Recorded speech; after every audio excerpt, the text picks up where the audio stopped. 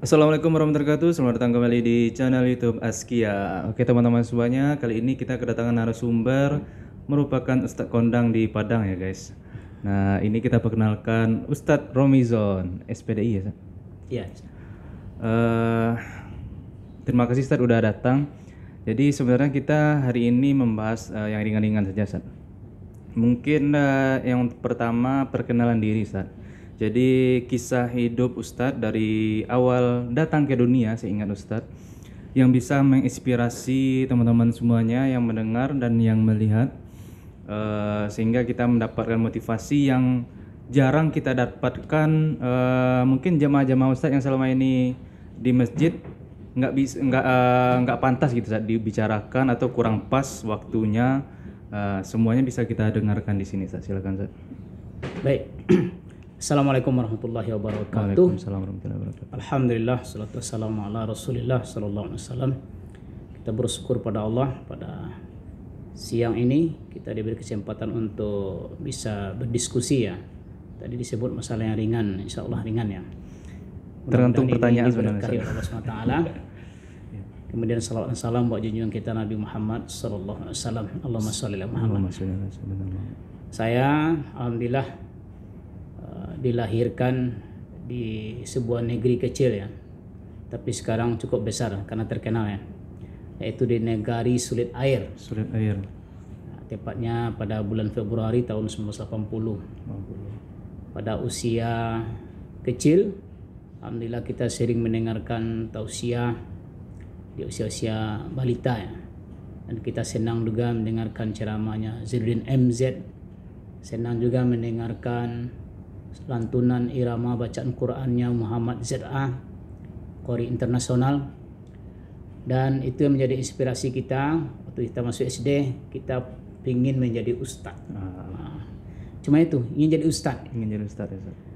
Tamat SD dilanjutkan ke SMP, namun di SMP berubah cita-citanya karena melihat lingkungan teman-teman kita daripada gaya-gayaan semuanya. Cita-citanya berubah menjadi orang kaya. Orang kaya. Cita-citaku ingin jadi orang kaya seperti di lagu ya. Di akhir SMP di kelas 3 waktu itu, sekarang kelas 9 disebut, ada brosur ya. Brosur ada pesantren modern.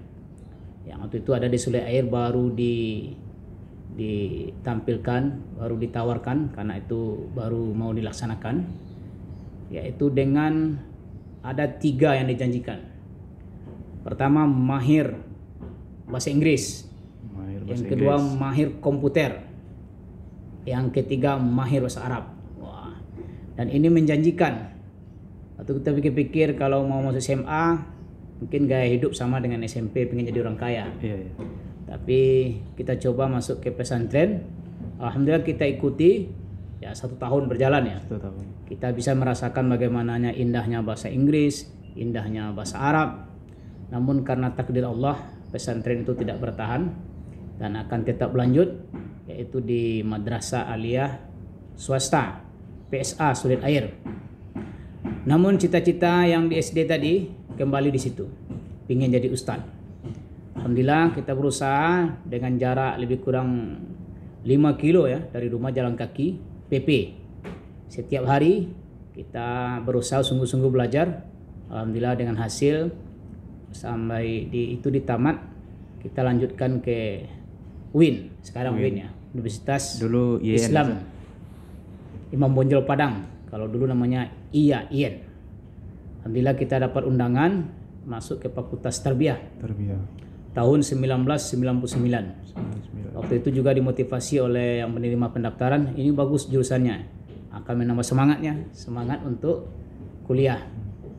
Pendek cerita, selesailah di UIN, kita baru ikut bekerja, yaitu di Yayasan Askia Sumatera Barat sampai hari ini.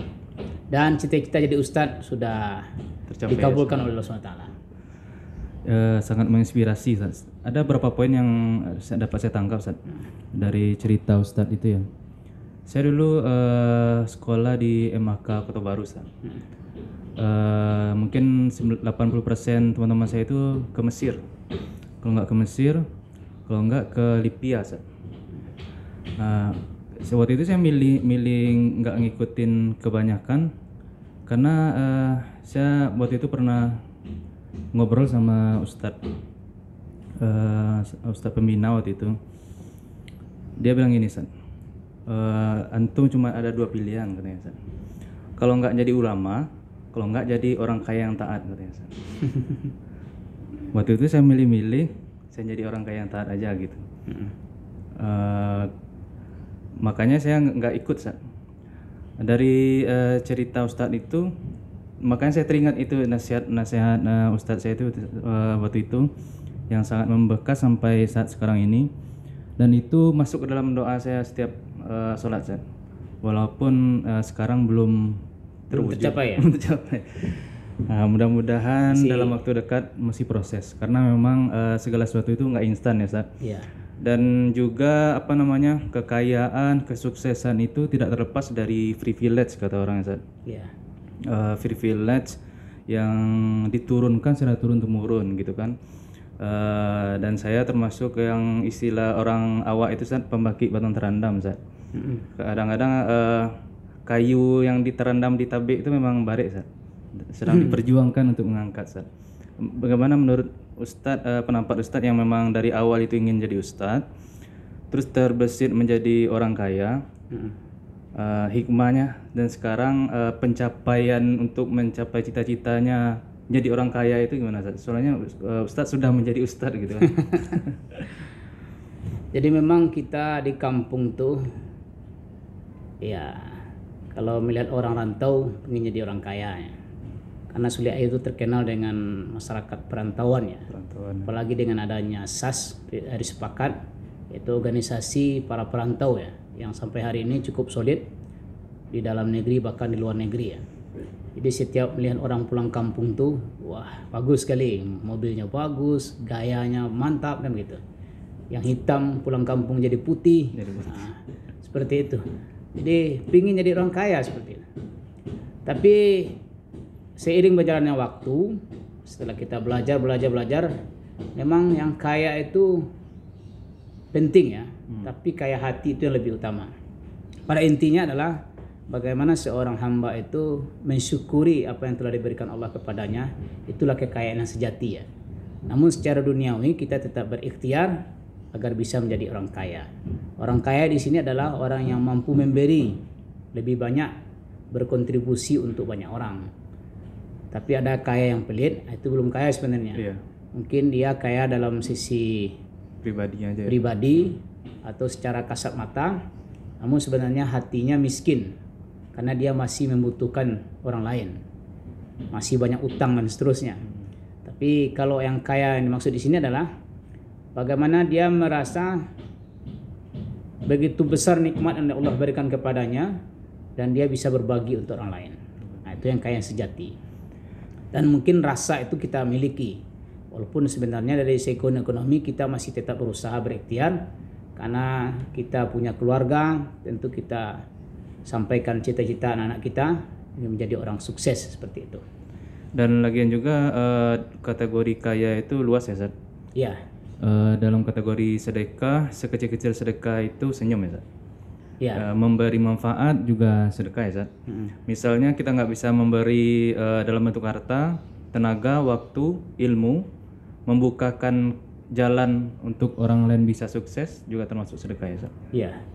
Semua kebaikan yang kita lakukan yang bermanfaat untuk orang adalah sedekah. Berarti paradigma selama ini yang mengatakan harta itu tidak penting belum tempat ya, Zat? Ya, kalau yang mengatakan harta tidak penting, bagaimana dia hidup di dunia? Iya, betul. Karena memang di dunia ini kita tidak terlepas dari yang namanya harta. Namun harta ini memang fasilitas. Bisa membuat kita lebih taat kepada Allah dan bisa juga membuat kita lupa dan tidak bersyukur kepada Allah SWT. Ustaz kan udah lama, berapa tahun Ustaz di Askia, Ustaz? Kalau dari Askia sudah sejak tahun 2008 ya, tanggal 2 April 2008. Kalau dihitung-hitung sekarang sudah 15 tahun. 15 tahun ya, Zat? Ya, di Askia. 15 tahun itu bukan waktu yang singkat ya, Zat? Iya.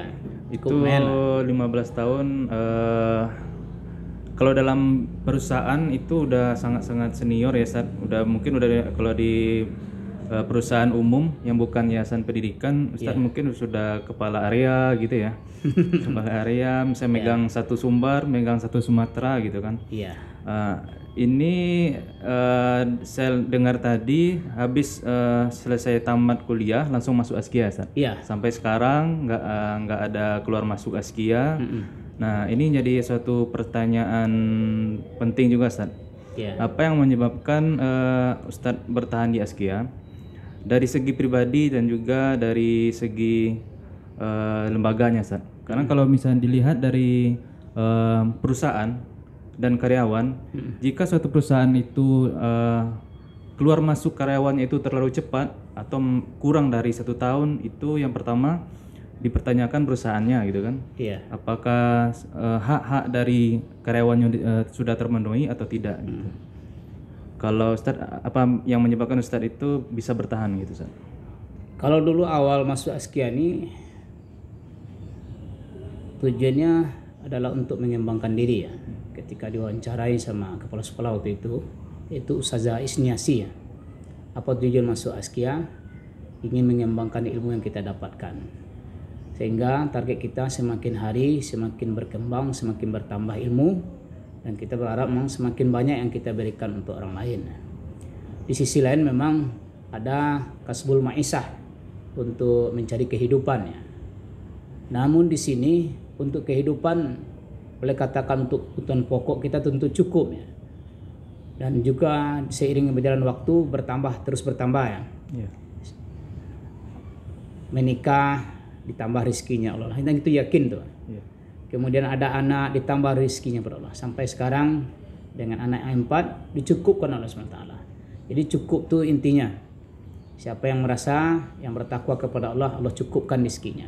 Nah, itu yang pertama. Yang kedua, di Askia ini dia punya visi yang luar biasa, yaitu Nasrul Fikrah, yang punya tujuan yang luar biasa, yaitu dalam rangka dakwah.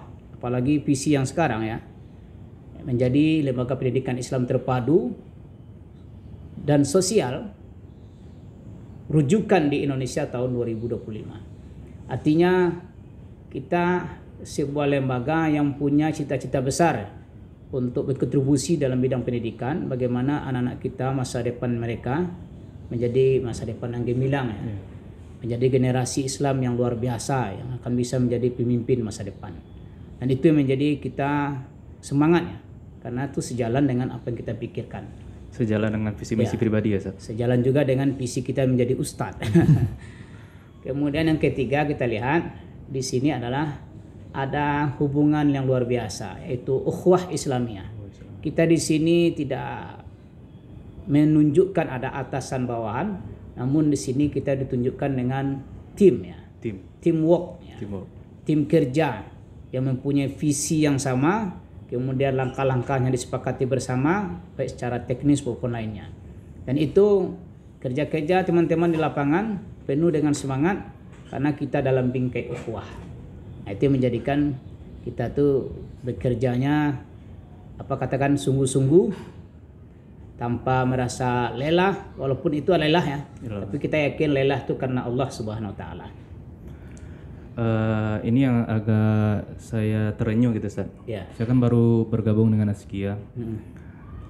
Waktu itu pas baru masuk ternyata ada amal yaumi, Ustaz. Ya. Dan amal yaumi ini bukan untuk para muridnya, Ustaz. Jadi untuk para guru dan karyawan yang bukan guru itu diwajibkan amal yaumiyah. Jadi amal yaumiyah ini adalah kita mencatat apa yang kita lakukan pada hari itu, termasuk pekerjaan, detail pekerjaan yang kita lakukan, dan juga ibadah dicatat. Nah, waktu itu saya pernah pikir, Ustaz, selesai masa pendidikan, selesai kuliah, kita sudah merasa jumawa gitu ya, Ustaz. Kita udah nggak perlu dididik lagi gitu kan. Dan saya juga udah berapa kali sebelum ke Askia itu banyak perusahaan yang udah masuk, Ustaz. Waktu itu sejak kuliah sampai terakhir mau masuk Askia itu memang terasa gersang, Ustaz. Dan alhamdulillah mungkin ini merupakan salah satu yang menyebabkan Ustadz betah di Askia ya. Jadi secara ruhiyahnya terpenuhi dan maisha juga terpenuhi. Ustadz. Jadi amal yaumi itu sebenarnya kita menjadi hamba Allah yang soleh itu ya, tidak bisa serta-merta jadi orang soleh. Kita butuh latihan. Jadi amal yaumi itu dalam rangka muhasabah ya, muhasabah diri kita, apa yang kita lakukan selama satu hari, dan itu dicatat. Itu bukan dalam rangka ria ya. Iya. Kalau ria kan beramal agar dilihat orang, tapi bukan karena Allah. Tapi amal yaumi ini maksudnya adalah bagaimana setiap hari kita memuhasabah, bagaimana sholat wajib kita berjamaah atau tidak, bagaimana tilawat Quran kita, adakah baca Quran atau tidak, bagaimana sholat malam kita. Kalau itu kita jadikan sebagai sarana untuk muhasabah, maka kita akan menjadi hamba Allah yang senantiasa memperbaiki diri. Setiap hari akan bertambah ya, semangat untuk memperbaiki diri. Misalnya hari ini kita tidak sempat tilawah, maka besoknya kita akan berusaha untuk bisa baca Quran. Hari ini tidak bisa bangun malam, maka dengan amal yaumi itu menuntun kita besok untuk bisa lebih baik lagi. Artinya untuk menjadi hamba Allah yang soleh, kita setiap hari harus menambah. Karena yang namanya iman itu bisa bertambah, bisa berkurang. Ya, al-imanu yazidu bit-ta'ah wa yanqus bil maksiyah. Iman itu bertambah dengan ketaatan kepada Allah dan bisa berkurang dengan maksiat yang kita lakukan. Maka amal yaumi itu intinya adalah bagaimana kita bisa setiap hari muhasabah diri dan berusaha memperbaiki diri setiap hari, dan begitu seterusnya. Oke Ustadz, salah satu poin yang unggulan dari amal yaumiyah itu adalah ziyadah Ustadz, ziyadah hafalan, murojaah. Ini juga satu dalam tanda kutip favorit Ustadz bagi saya pribadi, karena memang waktu itu saya pernah berpikir mungkin saatnya kita mengulang-ulang hafalan, ibadah yang rajin itu pas pensiun. Sempat berpikir seperti itu, dan alhamdulillah saya bisa dalam tanda kutip bisa pensiun dini ya Ustaz. Karena masih belum terlalu tua untuk pensiun, saya sudah bisa merasakan istilahnya itu ibadahnya itu dicambuk gitu Ustaz. Diwajibkan, tapi itu sebagai bentuk banyak manfaatnya buat kita Ustaz. Nah, salah satu yang Ustaz sebut yang tadi ini bukan kategori ria ya Ustaz, karena mungkin ya saya ada pikiran sedikit ya Ustaz. Dengan beralasan orang takut ria, jadinya orang itu nggak mau beribadah Ustaz. Contohnya misalnya sholat duha gitu ya. Kalau yang laki-laki, yang bapak-bapak kan rata-rata di masjid ya Ustaz. Malah nanti dibilang ria, dibilang soalim gitu kan. Apakah ria di sini salah satu senjata setan Ustaz? Jadi ujung-ujungnya nggak usah lah gitu. Ujungnya misalnya apa namanya, bersedekah. Nah, kan ada yang disebutkan misalnya ada juga yang pas kita lebaran 100.000 dari bapak ini gitu kan. Kalau misalnya kita fokus ke riyanya, orang nggak bakalan ada yang mau ya Ustaz. Gimana menurut Ustaz? Jadi masalah ibadah ini makanya ada tempat-tempatnya. Kalau untuk ibadah sunnah memang kita disarankan di rumah ya. Seperti sholat sunnah dimaksimalkan di rumah, karena itu untuk menjaga ria. Tapi kalau sholat wajib terutama bagi laki-laki itu otomatis di masjid ya, atau di musola. Memang tempatnya di masjid. Termasuk berinfak sedekah tadi itu, kalau yang lebih baiknya kan dengan sembunyi-sembunyi, sehingga tangan kanan tidak atau sehingga tangan kiri tidak bisa mengetahui apa yang diberikan tangan kanan. Gitulah artinya share secara rahasia. Namun yang terjadi di masyarakat ada diumumkan itu sebenarnya dalam rangka memancing ya. Karena memang tidak semua orang serta-merta langsung bersedekah, namun dengan dipancing 100.000, 1 juta, ada yang memulai misalnya 10 juta lalu tergerak yang lainnya, itu menggerakkan tujuannya. Tapi kalau tujuannya agar disebut 1 juta dibilang sebagai dermawan, itulah ria. Itulah rianya. Tapi niatnya untuk memancing agar orang punya motivasi untuk bersemangat fastabiqul khairat dalam beribadah, itu rasanya tidak masalah ya dalam beragama, motivasi. Namun jangan infak satu kali itu aja. 1 juta setelah itu tidak berinfak, itu mungkin juga ria. Iya. Jadi berinfak itu bisa setiap hari, setiap pekan ya, setiap ada kesempatan dan tidak ditunggu kaya dulu. Karena untuk berinfak tuh ketika kita punya apapun sedikit berinfaklah. Jangan tunggu kaya baru infak. Siapa tahu nanti sebelum kaya sudah meninggal kan? Iya, kita nggak tahu ya. Nah, nggak sempat berinfak lagi. Nah, terkait berinfak nih, Ustaz. Banyak masjid-masjid di Indonesia Ustaz, yang sudah gagah-gagah ya Ustaz. Iya. Sedangkan banyak di sekitaran masjid itu masih masyarakatnya kurang mampu gitu kan. Iya. Apakah ini metode sedekah yang kurang pas atau memang pengelolanya yang kurang pas gitu kan? Kan katanya untuk berinfak dan berbuat baik itu seperti obat nyamuk bakar itu Ustaz. Iya. Mulai dari diri sendiri, istri, keluarga terdekat, baru seterusnya gitu Ustaz.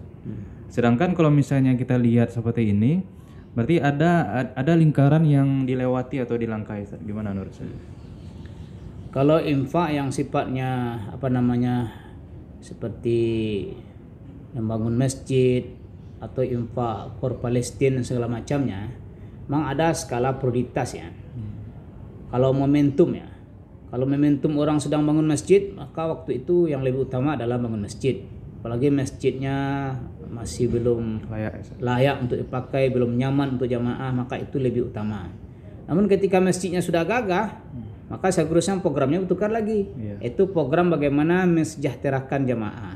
Ada program bantuan sosial, ada program ATM beras untuk masyarakat miskin, itu disiapkan di masjid. Kita kira untuk di Indonesia sudah ada beberapa masjid yang sudah mencontohkan ya, bagaimana dia mensejahterakan masyarakatnya. Dia tidak hanya fokus ke dengan bangunan yang megah-megah ya, tapi juga ke masyarakat menyebar. Termasuk ada orang menyampaikan bagaimana kalau kita jauh-jauh berinfak sementara tetangga kita masih miskin ya. Tergantung momennya juga. Kalau dia sedang ada misalnya di Palestina ya. Ada agresi, ada serangan dari Zionis laknatullah alaih. Ketika itu saudara kita di sana membutuhkan bantuan ya, maka pada waktu itu adalah momentum yang sangat pas untuk berinfak tanpa melupakan juga saudara-saudara kita sekitar kita. Begitu juga orang naik haji juga kan, dia kan niatnya haji untuk menunaikan rukun Islam yang kelima. Artinya bukan dia membatalkan naik hajinya, dia selesaikan orang kampungnya dikayakan dulu kan, juga seperti itu. Tapi setidaknya dia naik haji dan juga mempedulikan lingkungannya. Jangan sampai dia naik haji gagah-gagahan, nanti pulang disebut Bu Hajah atau Pak Haji kan. Sementara tetangganya kelaparan. Jangan sampai ada yang kelaparan. Karena kalau ada tetangga yang kelaparan berarti kita tidak peduli dengan lingkungan kita, seperti itu. Siap, Ustaz. Sebenarnya banyak yang akan kita bahas, Ustaz. Ya. Tadinya saya janji akan membahas tentang Al-Quran ya, Ustaz. Mungkin bisa di segmen berikutnya, Ustaz. Biar Ustaz bisa di-charter terus. Ini pembahasan nanti teman-teman yang mendengarkan dan menonton video kita bisa request tema di kolom komentar. Nanti akan kita bahas. Ustadz kondang kita banyak di sini, salah satunya Ustadz Romizon. Akan kita lebih interaktif lagi, kita bahas dengan metode podcast. Jadi kita usahakan kita juga yang sebagai MC dan narasumbernya juga interaktif, sehingga banyak yang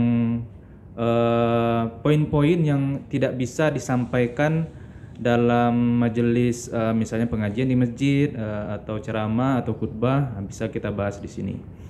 Oke, terima kasih Ustadz Romizon. Nanti kembali kita atur waktu lagi ya Ustadz. Insyaallah. Oke teman-teman semuanya, cukup sampai di sini video kita kali ini. Semoga bermanfaat dan bisa menjadi amal jariah buat kita. Akhir kata, apabila ada kata-kata saya yang salah, mohon maaf. Wassalamualaikum warahmatullahi wabarakatuh. Waalaikumsalam warahmatullahi wabarakatuh.